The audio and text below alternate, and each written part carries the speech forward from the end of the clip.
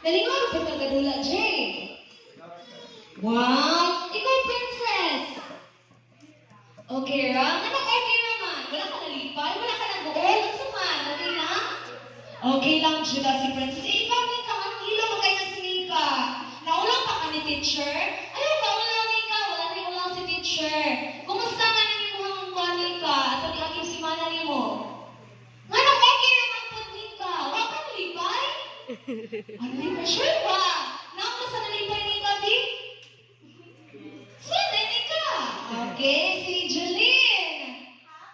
Happy. Unsa ka happy? Okay, mag-rate over 10, Jeline. Wow, grabe energetic si Jeline, no? Dapat sumunod niya sa Jeline. Dapat malipay mo 100% na kalipay. Ikaw, Jana.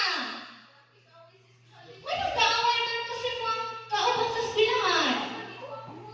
Oh, gigulang niya yung bulletin. Hala ka, oy. Di ba, pag tatay kaaway, dili na siya maayo? Di ba?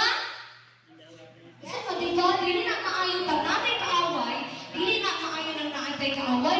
Pag sige na away, agalin ang ato ng bata na sige pangaway sa impyerno. Kung sa kayo ng impyerno, init na or bugnaw? Init? Kinsa di ganahan na impyerno? Pataas daw ka magbe. Okay, so wala ganahan ba? Impyerno. Very good.